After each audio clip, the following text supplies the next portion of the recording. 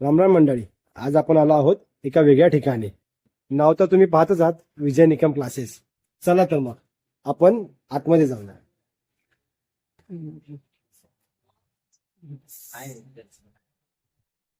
रामराम मंडळी, मी आपला मराठी मुलगा सचिन. आज आपण आलो आहोत कोकण नगर येथे. मगाशी तुम्ही पाहिलंच असेल की आज आपण कोठे आलो आहोत. आतापर्यंत पाहत आलेल्या आपण व्यवसायामध्ये सगळ्यात वेगळ्या व्यवसायाकडे आपण आज आलो आहोत, आणि तो व्यवसाय म्हणजेच कोचिंग इंडस्ट्रीज. आतापर्यंत आपण ट्युशन, शिकवणी, क्लासेस हेच शब्द ऐकले आहोत, आणि मीही माझ्या लहानपणी क्लासेस, शिकवणी या ठिकाणीच गेलो होतो. पण आता व्यवसायासाठी एक नवीन संधी उपलब्ध झाली आहे, ती म्हणजे कोचिंग इंडस्ट्री.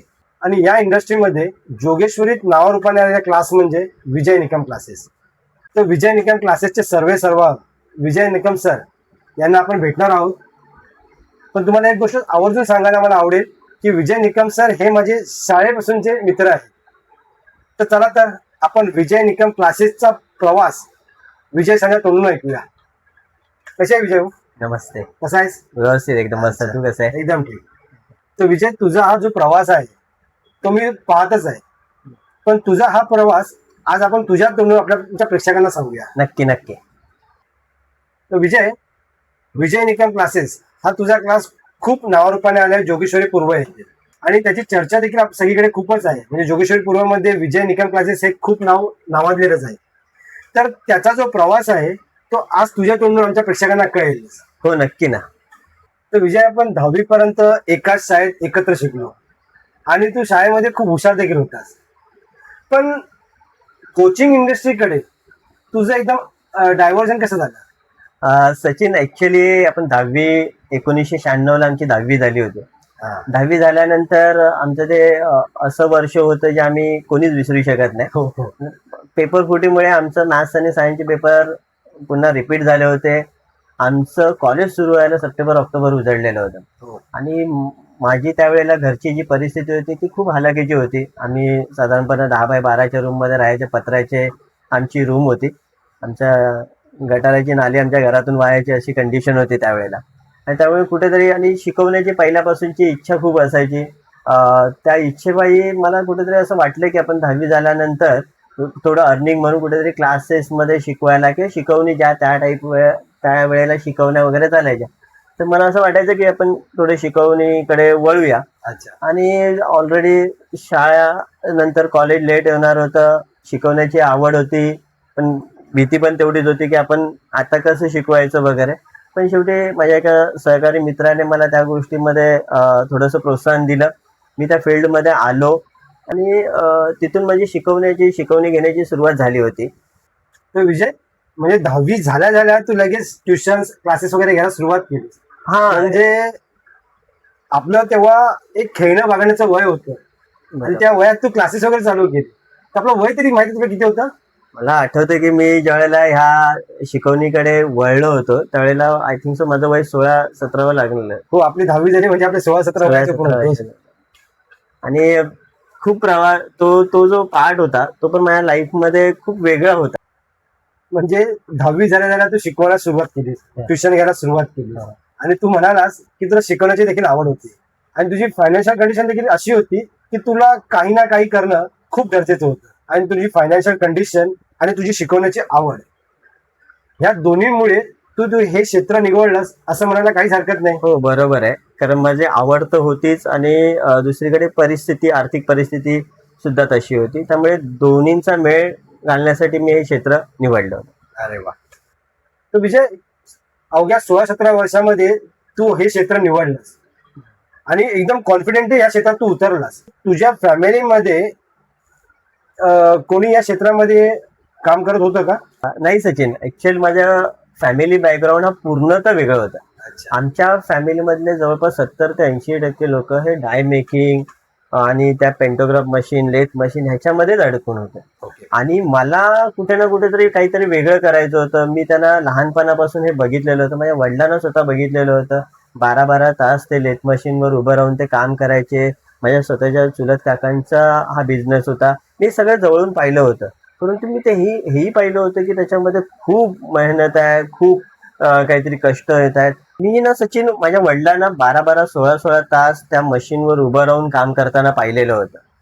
आणि ते पाहिल्यानंतर मला ऍक्च्युली ते सगळं पाहिल्यानंतर मला कुठेतरी ते असं वाटत होतं की ह्या गोष्टी नको. आणि मग ते नको म्हणून काय, मला जी आवड होती त्या आवडीपायी आणि जे मी पाहिलं होतं त्याच्यापेक्षा काहीतरी वेगळं करायचं आहे, याच्यासाठी मी या शिक्षण क्षेत्रामध्ये आलो. अरे वा. तर विजय, म्हणजे तुमचं बॅकग्राऊंड बघितलं, डाय मेकिंग हे खूप त्या काळामध्ये खूप नावाजलेलं क्षेत्र होतं ते देखील. आणि तुमचा फॅमिली म्हणजे तू आता थोड्या वेळी बोललास की 70% माणसं तुमची त्या बिझनेसमध्ये होती आणि तुझ्या काकाचा देखील तोच बिझनेस होता.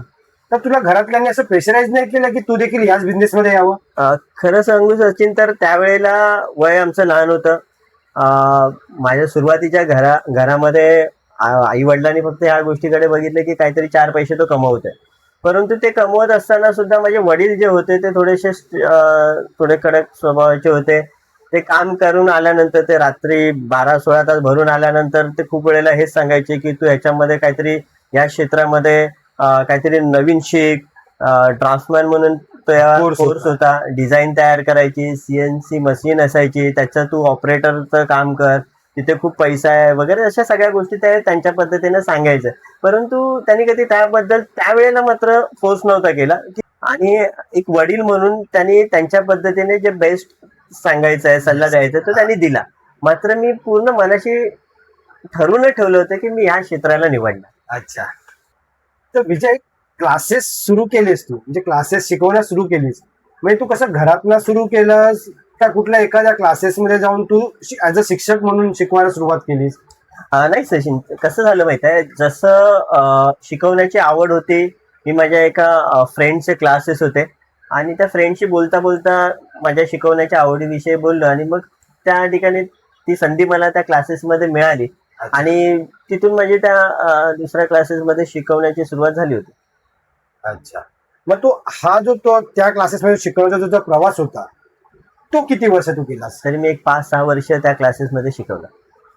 5-6 वर्ष क्लासेसमध्ये त्या शिकवून विजय निकम क्लासेस इथे तुझी उडी कशी घेतलीस तू? कसं आहे सचिन, की आयुष्यामध्ये जेव्हा आपला प्रवास सुरू होतो त्यावेळेला अनेक अनपेक्षित गोष्टी घडत असतात. अच्छा. माझ्याही आयुष्यामध्ये काही अनपेक्षित गोष्टी घडल्या. 2001ला माझं BSc झाल्यानंतर मला MSc करायची होती. परंतु कुठे ना कुठेतरी माझी फायनान्शियल कंडिशन माझ्या त्या गोष्टीसाठी आड जात होती. B.Ed करायचं ठरवलेलं, तिथेही मला आउट ऑफ मुंबई कॉलेज मिळत होतं. घरच्यांना सोडून मला जाणं त्यावेळेला शक्य नव्हतं. आणि मग ह्या सगळ्या गोष्टी तर माझ्या विरुद्ध होत्या. मला जे हवं होतं ते होत नव्हतं.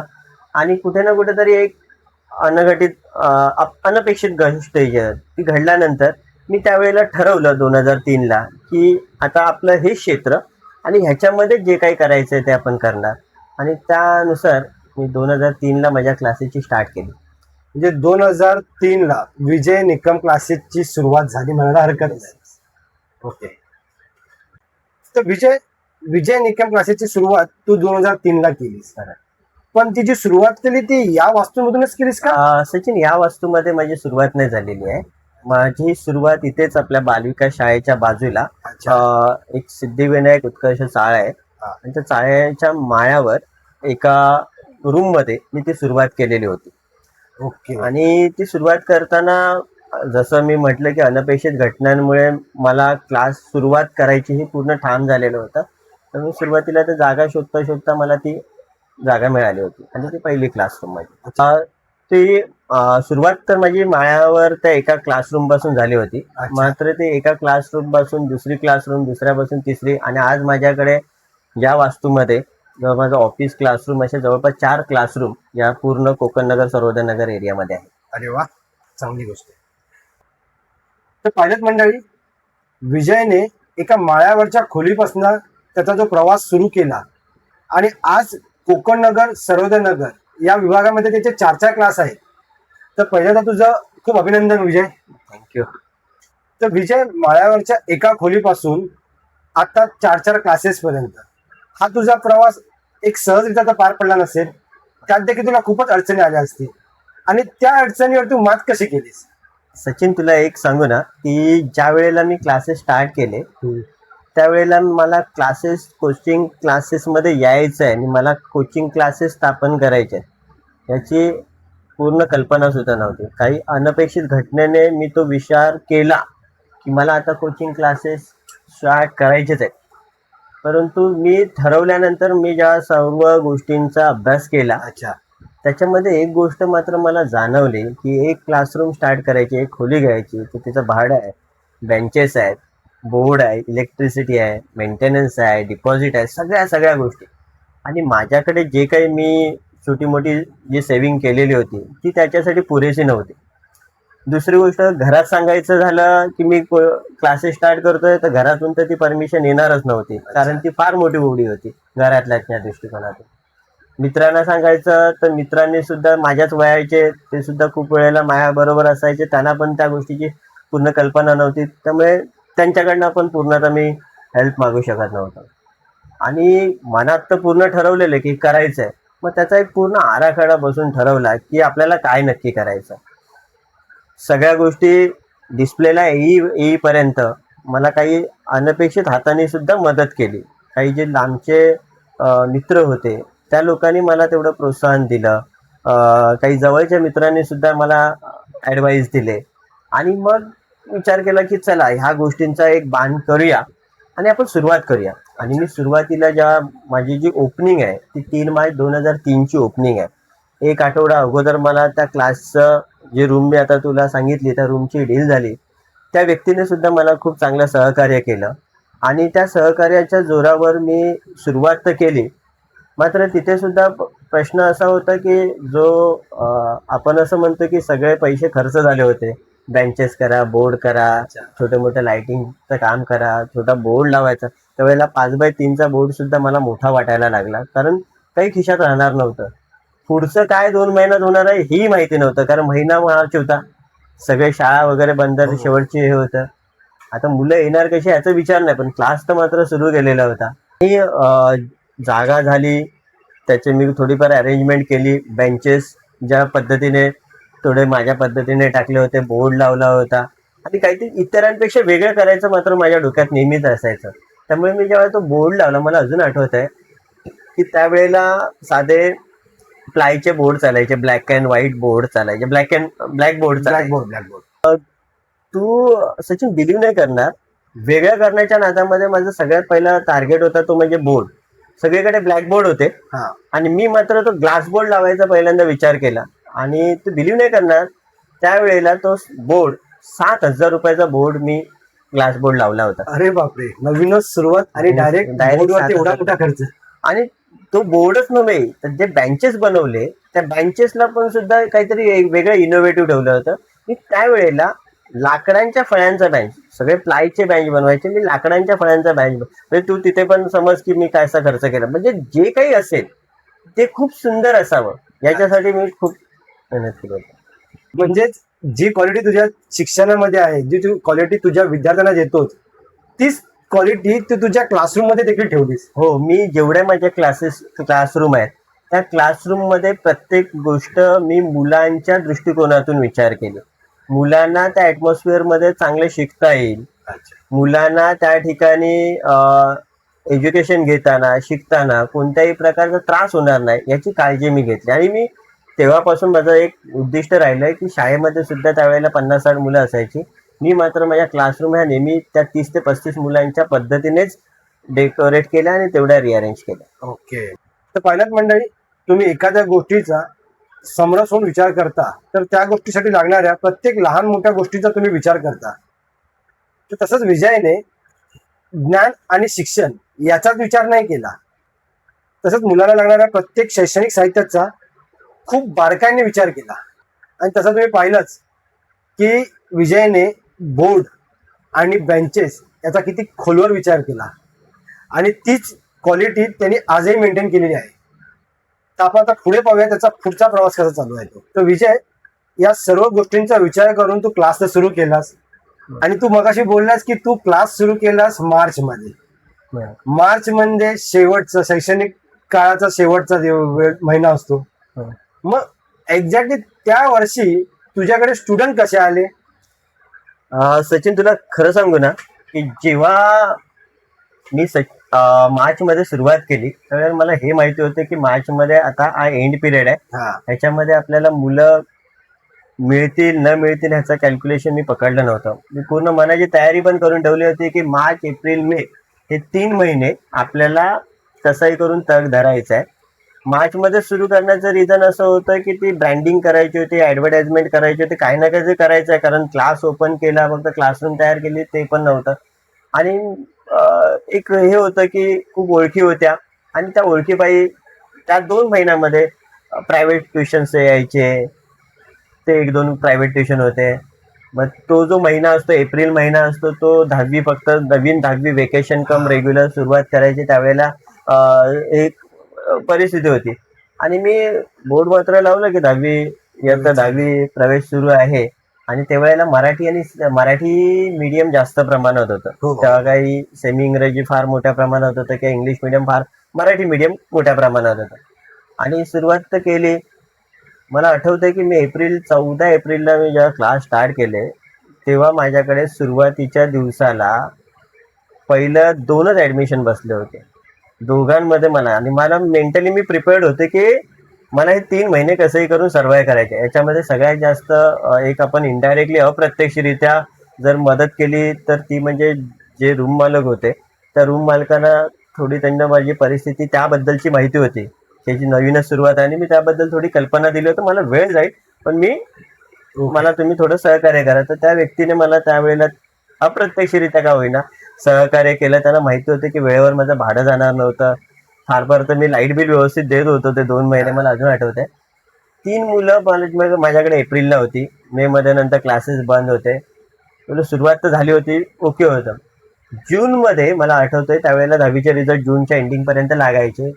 थोडं ऍडव्हर्टायझमेंट पॅम्पलेट टाका, बोर्ड लावा, ज्या ओळखी होत्या त्या ओळखींमध्ये सांगायचं की क्लास आपण स्टार्ट केलेला आहे वगैरे. आणि काही म्हणजे जुने ओळखीचे स्टुडंट वगैरे होते त्या लोकांनी, त्या पालकांनी एक माझ्यावर फेथ दाखवला. आणि मला आठवतं की माझ्याकडे त्यावेळेला जूनमध्ये 3 ऍडमिशनच्या व्यतिरिक्त 10वीला अजून 6 ऍडमिशन वाढले, 9 ऍडमिशन होते. विद्यार्थी झाले. आणि तू बिलीव्ह नाही करणार, त्या 9च्या 9 मुली होत्या. आणि त्याच्यापेक्षा अजून एक थोडासा वेगळी गोष्ट झाली, 9 मुली आहोत, त्या मुली मला नेहमी बोलायच्या आम्ही फक्त मुली आहोत वगैरे वगैरे. आणि जुलैमध्ये माझ्याकडे अजून एक ऍडमिशन झालं, तो मुलाचं ऍडमिशन झालं. असं मिळून 10वीला पहिल्या वर्षी माझ्याकडे 10 मुलं होती. तर म्हणजे तुझ्या क्लासेसची सुरुवात 9 मुलींपासून सुरू झाली. 10वीच्या बॅचची सुरुवात 9 मुलींपासून झाली. 9 मुली म्हटल्या तर 9 दुर्गा तुझ्याकडे होती. आणि 1 जुलैमध्ये ऍडमिशन आलं एक मुलाचं, तो म्हणजे कान्हा. जसं आपल्या दसऱ्याच्या सीझनला आपण जसं बालिकांना पुजतो वगैरे, 9 बालिका पुजतो आणि 1 कान्हाला पुजतो, तशी तुझी सुरुवात झाली. म्हणजे देवाचा आशीर्वाद आहे की तुझ्याबरोबर होतेच. नक्की. ते अनपेक्षितपणे ती गोष्ट माझ्या लाईफमध्ये आली. सुरुवात देवाने, गणपती बाप्पाने ती खूप चांगली केली होती.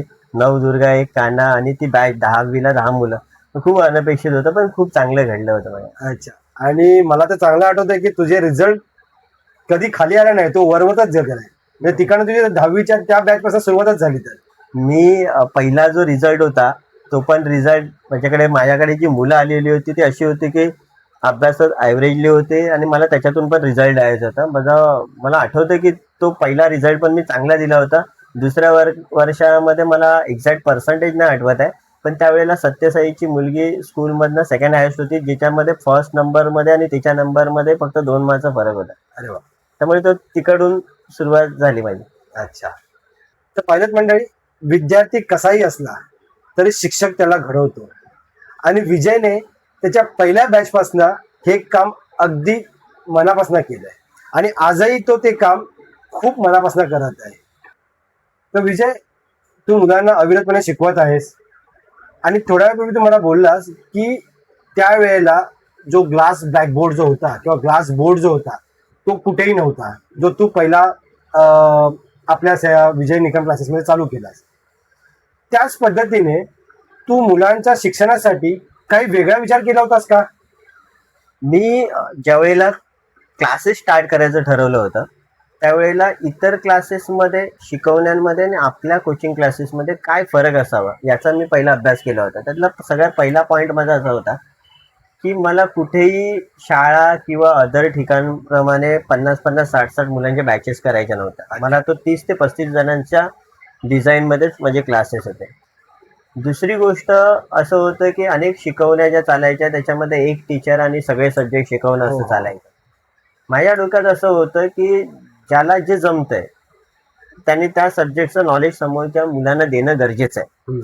आणि त्या संकल्पनेतून मला नेहमी असं वाटायचं की तुझ्याकडे 10 मुलं आहेत की 50 मुलं आहेत याच्यापेक्षा तुला त्या प्रत्येक सब्जेक्टला वेगवेगळा टीचर कसा लावता येईल हे माझं पहिलं, म्हणजे त्याचा दुसरा भाग तो होता की शिक्षणासाठी प्रत्येक सब्जेक्टला वेगवेगळे टीचर लावणं.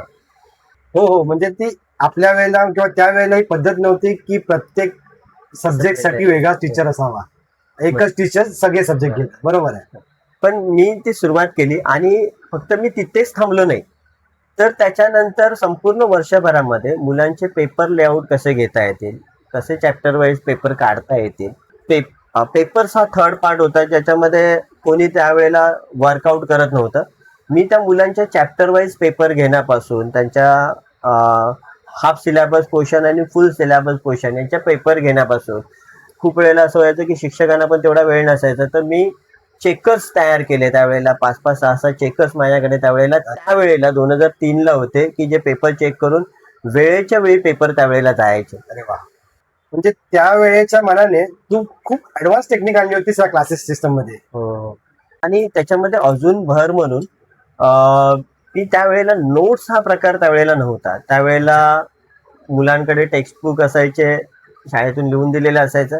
मी त्यावेळेला काय केलं की जे त्यावेळेला लातूर पॅटर्न चालायचा, औरंगाबाद पॅटर्न चालायचा, तिकडे नोट्स दिल्या जायच्या मुलांना. ती एक गोष्ट माझ्या लक्षात होती कारण मी त्याचा स्टडी केला होता. आणि मग कुणी नव्हे तर त्यावेळेला मी 10वीच्या मुलांना, 8वी 9वी 10वीच्या मुलांना नोट्स सिस्टीम पण सुद्धा आणली होती. नोट्समुळे मुलांच्या अभ्यासामध्ये खूप फरक पडला होता. त्या आपण क्लासेसमधून फ्री देत होतो. त्यावेळेला मुलांच्या सगळ्यांच्या परिस्थिती सारख्या नव्हत्या, त्यामुळे ते फ्री नोट्स ज्या वेळेला मिळाल्या त्यावेळेला त्यांचा अभ्यासाचा जो रेट आहे पर्सेंटेज मिळवण्याचा तो त्याच्यातून आणखी वाढला होता. नोट्स म्हणशील ना तर आपल्या वेळेला 21 अपेक्षित आणि नवनीत हे असायचं. ते किती महाग पण केवढं असायचं. हो, ते आपल्या तर आहेच. वर्गामध्ये दोघांकडे कुठेतरी मिळायचं, प्रत्येक बरोबर मुलाकडे नाही. आणि मी तुला खरं सांगू ना, ते मी सगळं अभ्यास आपण त्या परिस्थितीतून गेलेलो आहे, त्यामुळे प्रत्येक मुलाकडे त्याच्या स्वतःच्या नोट्स असाव्यात ही माझी खूप अपेक्षा होती. आणि मी ते प्रत्यक्ष ज्यावेळेला मी क्लासेस स्टार्ट केले त्यावेळेला मी ते प्रत्यक्षात उतरवलं देखील. ओके. तर पहिल्याच मंडळी, आपण ज्या परिस्थितीतून गेलो आहोत, जी झळ आपल्याला बसली आहे तीच परिस्थिती इतरांना पाहायला लागू नये, ती झळ इतरांना पोचू नये याची काळजी विजय तेव्हाही घेत होता आणि याची काळजी त्याच्या विद्यार्थ्यांच्या बाबतीत तो आजही घेत आहे. तर विजय, तुझ्या क्लासेस बद्दल तुझ्या युनिक आयडियाज होत्याच आणि आत्ताच्या परिस्थितीत आपण नंतर बोलूच, पण तुझ्या तेव्हाच्या वेळेला जे तुझे विद्यार्थी होते त्यांचा आलेख मला कळेल का? सचिन तुला सांगू ना, माझ्याकडे जी मुलं होती त्यावेळेला आय थिंक सो मराठी माध्यमने सुरुवात झाली होती. 2006ला इथे बाजूच्या या शाळेमध्ये बालविकास शाळेने पहिल्यांदा सेमी इंग्रजी माध्यम आणलं होतं. हा, आणि सेमी इंग्रजी माध्यम चालवणारा मी त्यावेळेला एकटाच. अच्छा. मी 11वी-12वी शिकवलेले असल्या कारणाने मला ते सेमी इंग्रजी घेणं तितकंच इझी झालं होतं. माझा पहिला जो 90+चा रिझल्ट होता तो 2006ला लागलेला होता. अच्छा. तिथून माझे 90चा रिझल्ट कंटिन्यू लागला होता. पण मला माझ्या 3 वर्षांचा मला अतिशय आवर्जून उल्लेख करायचा वाटेल तो म्हणजे 2010, 11 आणि 12. अरे वा. त्याचं रिझन पण तेवढंच होतं की त्यावेळेला सेमी इंग्रजी बॅचचा रिझल्ट लावणं हा तेवढंच चॅलेंजिंग होतं. आणि मला अजून आठवतं की मी 2010ला जवळपास 9 जणांचं 90 क्रॉस केलेलं होतं, तर माझा टॉपर त्यावेळेला 95 काहीतरी होता. 2011ला मी ऑलमोस्ट सेम रिझल्ट दिला. 2011च्या रिझल्टबद्दल तर मला अजून एक सांगायला आवडेल की 2011 का 12 असं आय थिंक सो, मला एक्झॅक्ट इयर नाही सांगता येत आहे. पण त्यावेळेला असं होतं की शाळेमध्ये ना बेस्ट ऑफ 20 स्टुडंट काढले जायचे. आणि माझ्याकडे आय थिंक सो 28 जणांची एक बॅच होती पूर्ण सेमी इंग्रजीची. त्या बॅचमध्ये त्यातले काही मुलं त्या बेस्ट ऑफ 20 मध्ये शाळेमध्ये होते. एक मुलगा असा होता की ज्या बेस्ट ऑफ 20 मध्ये त्याला घेतलं नव्हतं. हा. तो मुलगा थोडासा वेगळ्या टाईपचा होता आणि मला माहिती होतं की ती पूर्ण बॅच चांगली होती, अभ्यास करणारी होती. आणि त्याला मी जेव्हा बघितलं ना, बोलला हा मुलगा 90 क्रॉस करणारच. अच्छा. तर त्या घरातल्याने असं 90 कुठे क्रॉस करणार सर, आम्हाला एवढे मिळाले तरी खूप झाले. हा. तू सचिन बिलीव्ह नाही करणार, त्या मुलाचा रिझल्ट असा होता की 2010ला शाळेमध्ये एक 97% मुलगी आली. त्याच्यानंतर आता परत रिझल्ट लागणार नाही, शाळेने बोलले एवढं काय रिझल्ट लागणार नाही. आणि तो रिझल्ट मी अशा मुलाकडनं काढलाय की जिथे बेस्ट ऑफ 20 मध्ये पण तो मुलगा नव्हता. त्या मुलाचा 96चा रिझल्ट होता. 96, कारण शाळेत रिझल्ट काढतात. रिझल्ट काढल्यानंतर ऑब्विसली त्यांचं एक टेंटेटिव्ह असतं की हे आलं. त्यांनी जेव्हा बघितलं की त्या मुलाचा 96चा रिझल्ट होता, तर खरोखर ते शाळेतल्या प्रिन्सिपलला पण ते शॉकिंग होतं की हा जातो कुठल्या क्लासला. आणि मग फर्स्ट टाइम त्यावेळेला शाळेत गेलो होतो. म्हणजे एक बॅच अशी होती ना सचिन, की ज्यांचा 9th स्टँडर्डचा जो रिझल्ट होता शाळेमध्ये, तो काहीतरी 83ला पहिला होता आणि सेकंड हायस्ट जो होता तो माझ्याकडे होता 81ला फक्त. 81. आणि तू बिलीव्ह नाही करणार, शाळेने पण बोलला आता ह्याच्या पुढे 90चा रिझल्ट लागू शकत नाही, कारण जर 9thलाच एवढे पर्सेंटेज आहे तर 10thला कुठे अजून जाणार एवढे, हे चालू होतं. आणि त्यावेळेला ते माझं चॅलेंज होतं त्या ह्याच्यासाठी, त्या बॅचसाठी. माझं त्यावेळेला मुलांशी खूप चांगलं कनेक्टिव्हिटी होती, पॅरेंट लोकांशी चांगली कनेक्टिव्हिटी. आणि ऑब्व्हियसली प्रत्येकाला वाटायचं की 90चा रिझल्ट 90% आपल्या पण मुलाने क्रॉस. आणि मी त्यावेळेला पॅरेंटला बोलायचो की मी ह्याच्यामध्ये पण 90%चा रिझल्ट तुम्हाला चांगला देणार. आणि तू बिलीव्ह नाही करणार, मी त्या बॅचमध्ये जवळपास 32 मुलांमध्ये 14 मुलांना 90+ केलेले, ज्या बॅचला रिझल्टच नव्हता. क्या बात आहे. म्हणजे जिथे 83, 81 वरती थांबले होते ते डायरेक्ट 8% वाढले. 8%च नाही वाढलेले होते. त्या प्रत्येकाचं जे त्यातला तर एक आता मुलगा डॉक्टर पण आहे. आणि मला खूप असं बरं वाटतं की जिथे पॅरेंट्स किंवा टीचर हात टेकतात तिथे मला असं वाटतं की मी हा रिझल्ट येणार. अरे वा. आणि मी तो केला आणि आताही मी ते करतो. जिथे मला असं वाटतं की जिथे पॅरेंट्स थोडेसे हे असतात त्यावेळेला मी तो रिझल्ट द्यायचा ट्राय करतो. अरे वा. म्हणजे तू म्हणजे हाडाचा शिक्षक आहेस. हाडाचा शिक्षक म्हणण्यापेक्षा असं आहे ना की डॉक्टरकडे गेल्यानंतर तुम्ही ज्यावेळेला त्याला तुमचा प्रॉब्लेम सांगता त्यावेळेला तर ऍक्च्युअली त्याचा इलाज जर झाला तर तू ऑब्व्हियसली तू चांगला तंदुरुस्त होणार. तसंच इथे मुलाला एक्झॅक्टली काय हवंय आणि तो कुठे त्याचा ग्राफ वाढवतोय हे जर आपल्याला समजलं ना की तुम्ही रिझल्ट 60%च्या मुलाला पण 90 आणि मी 60%च्या मुलाचा पण 90% रिझल्ट लावलाय. अरे वा. अरे वा. छान. तर पाहिलं मंडळी, आजच्या या स्पर्धा आणि पैशाच्या युगात असे प्रामाणिक शिक्षक मिळणं खूपच कठीण आहे. आणि विजय त्याच्या क्लासमधील मुलांमधली त्यांची गुणवत्ता ओळखून त्यांना योग्य मार्गदर्शन करून त्यांना आज यशस्वी बनवत आहे. आणि खरंच एका शिक्षकाकडनं आपली हीच अपेक्षा असते, हो ना विजय? तू हे खूप छान काम करत आहेस आणि मला खूप आवडलं की तुझ्या विद्यार्थ्यांचा आलेख देखील खूप छान होता. तर विजय, तुझ्या या प्रवासात तुझ्या घरच्यांचा सपोर्ट कसा होता? जेव्हा सुरुवात झाली माझी क्लासची तर मी तुला सांगेन की माझे आई वडील त्यावेळेला खूप गरीब होते. खूप हालाकीच्या परिस्थितीतनं त्यांनी आम्हाला वर आणलेलं होतं. आता एक कॉमन पीपलची टेंडन्सी असते की नोकरी करावी, जॉब करावा, पैसे मिळवा आणि घर येतात. आणि मी त्याच्या पूर्ण 180 डिग्रीला होतो. मी क्लासेस स्टार्ट करणार आहे हे देखील मी घरी सांगितलं नव्हतं. जेव्हा माझा संपूर्ण सेटअप रेडी झाला त्याच्यानंतर 3 तारखेला ओपनिंग होती. 2 तारखेला मी रात्री सांगितलं की आई आणि पप्पांना असं समोर बसवलं आणि सांगितलं की मी असं असं केलंय, असं असं आहे. पप्पा थोडे शॉकिंग होते, आई पण शॉकिंग होती. त्यांना नक्की कळे ना आता मला काय सांगायचं त्याने. तर ते थोडे घाबरलेले पण होते आणि ते बोलले चल तू केलंयस ना तर तू सुरुवात कर. सुरुवात झाली. त्याच्यानंतर जे अप अँड डाऊन खूप आले माझ्या लाईफमध्ये. त्यामुळे कुठे ना कुठेतरी माझ्या पप्पा थोडेसे घाबरून होते की हा एकटाच आहे, फायनान्शियल बॅकिंग नव्हती, हा याला जे काही करायचं होतं याला स्वतःला करायचं. तर ते कुठे कधी कधी टेन्शनमध्ये असायचे दोघं पण की हा याचं कसं होईल पुढे. आणि देवाच्या कृपेने मला जर सांगायचं वाटतं की फक्त आई वडीलच नाही, माझे भाऊ बहीण, माझी मोठी बहीण आहे, भाऊ आहे माझ्यापेक्षा लहान, त्या चौघांनी माझ्या ह्या संपूर्ण याच्यामध्ये नेहमी माझ्याबरोबर उभे राहिले. नेहमी म्हणजे त्यांनी कुठेही असं दाखवलं नाही की तुझं इथे खचलं असतं आम्ही तुझ्या बरोबर, असं कुठेच झालं नाही.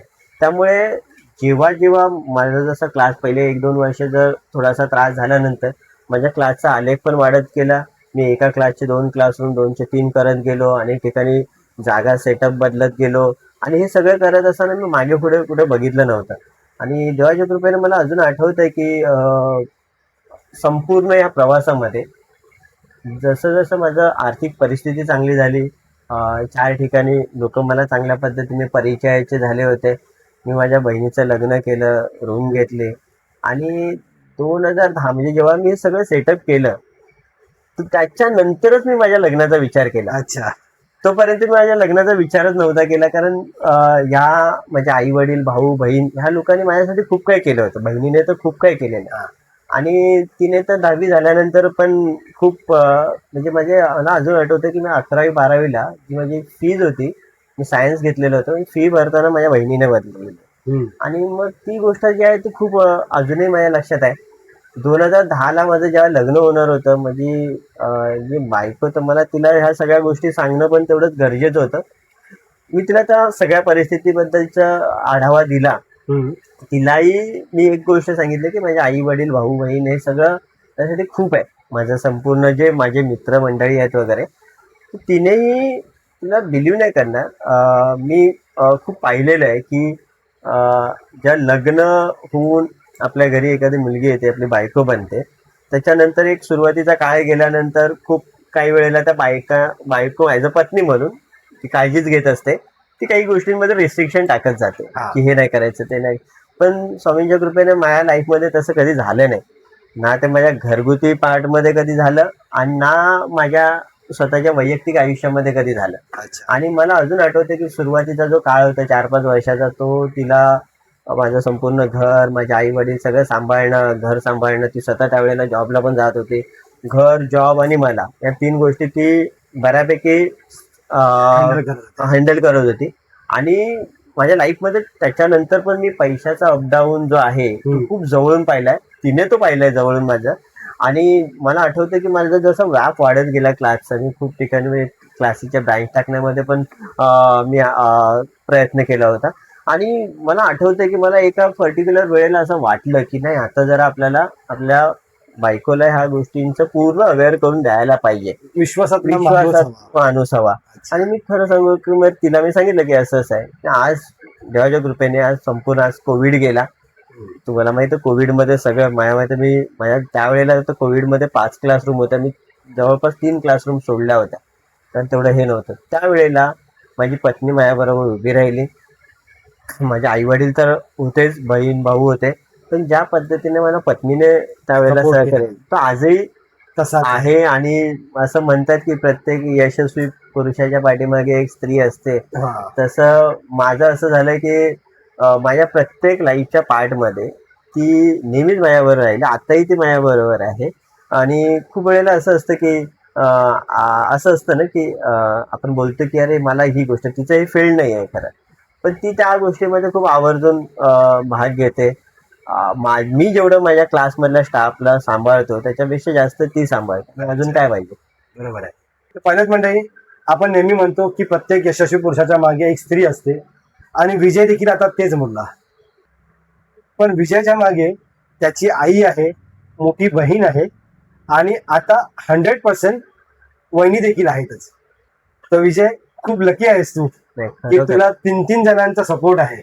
नक्की, कारण तो असल्याशिवाय आपण लाईफमध्ये पुढे जाऊ शकत नाही. बरोबर आहे. आणि फक्त 3च जण नाही, माझे वडील आणि भाऊ पण तेवढ्याच हिरिरीने.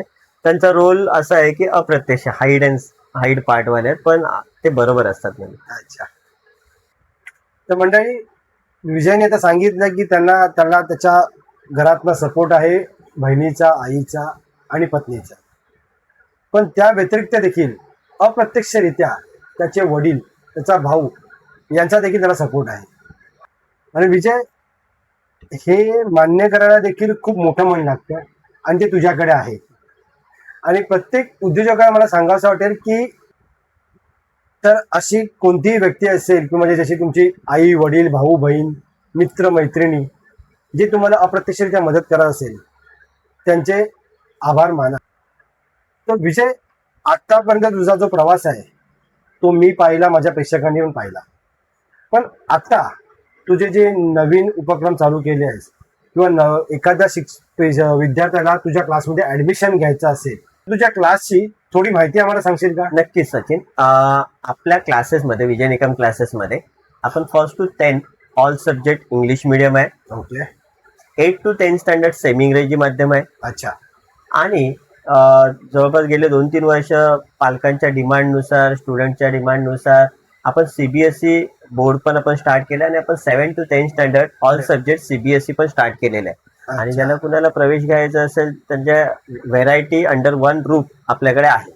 आणि जसं सचिन तुला माहितीच आहे की जशा बॅचेस आहेत, जशा पद्धतीने स्टँडर्ड आहेत, त्यानुसार प्रत्येक बॅचेसच्या पाठीमागे इंडिव्हिज्युअल सब्जेक्ट वाईज टीचर आपल्याकडे आहेत.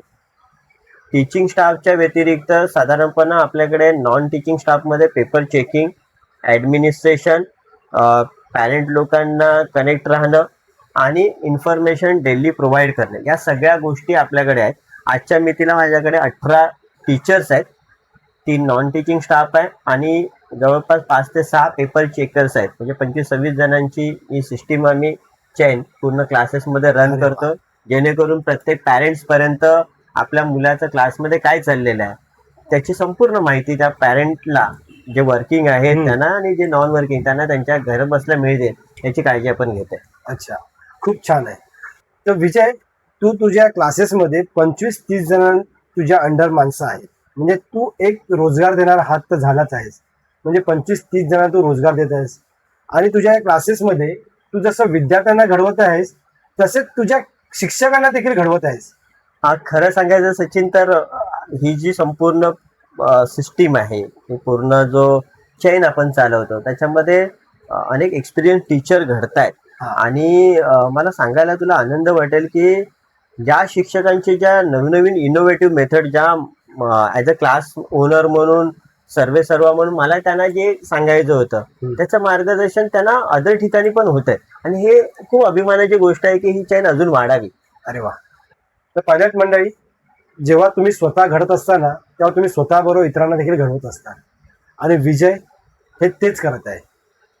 तर विजय, तुझ्या या क्लासमध्ये अजून काय एक्स्ट्रा करिक्युलर ऍक्टिव्हिटीज असतात का? हो ना सचिन, एक्झॅक्टली फक्त शिक्षण देण्यापुरतं मर्यादित न ठेवता प्रत्येक पॅरेंट्सला, विद्यार्थ्याला नेहमी असं वाटतं की आपलं पर्सेंटेज रेशो वाढावा. आणि 10वी हा त्याचा मेन पहिला लाईफचा पहिला स्टेज असते की जे त्यांना बाहेर पडायचं असतं. आणि तिथे जर पर्सेंटेज वाढायचे असतील तर ऑब्व्हियसली त्यांना जो लास्ट डे रिव्हिजन आपण टाईप बोलतो, म्हणजे शेवटची जी 2 महिने आहेत ती खूप पिक्युलर असतात. आणि तिथे आपण आपल्या मुंबईतले जे नामवंत शिक्षक आहेत, जे अनुभवी आहेत, अच्छा, आणि ज्यांचं फक्त नावच नाहीये, तर ते बोर्डाचे पेपर सेटर्स असतात, जे चीफ मॉडरेटर असतात, अशा नामांकित शिक्षकांना आपण आपल्या क्लासेसमध्ये त्या मुलांच्या मार्गदर्शनासाठी बोलवत असतो. अरे वा. म्हणजे शेवटी असं आहे ना की शेवटी सोनाराने पण कान टोचलेले नेहमी बरे. तर शेवटचा जो लेप असतो, मुलामा असतो, तो या आपण नामवंत शिक्षकांच्या व्याख्यानमाला आयोजित करून त्या मुलांचा रिझल्ट अपग्रेड करण्याचा प्रयत्न. हे झालं आपलं 10वीचं.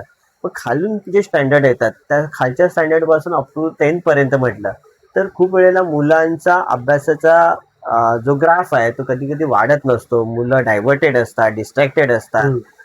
खूप वेळेला ऍक्च्युअली रिझनच समजत नसतं की मुलांचा इकडे पाठांतर देत आहेत, बाहेर देत आहेत, बस पेपरमध्ये काय होतं, या सगळ्या छोट्या मोठ्या गोष्टी ज्या नॉर्मल पालकांना सतावतात, इव्हन त्या मोबाईलपासून सगळं. तर त्यासाठी आम्ही विशेष करून पॅरेंट्स आणि स्टुडंटचं काउन्सिलिंग आपण आयोजित करतो. तर काउन्सिलिंग थ्रू त्या मुलांना गाईड करत असतो, पॅरेंट्सला गाईड करत असतो आणि त्याच्यातून आपला रिझल्ट त्या मुलांचा आणि एकदमच त्यांचा पूर्ण बिहेवियर चेंज कसं होईल याची सुद्धा आपण काळजी त्या ठिकाणी घेतो. अरे वा, छान. पण विषय मी असं देखील ऐकलं होतं की तुझ्या क्लासमध्ये येणारे जे स्टुडंट आहेत, विद्यार्थी आहेत, ते काही फायनान्शियली कॅपेबल नाही आहेत, तर त्यांना देखील तू काही मदत करतोस.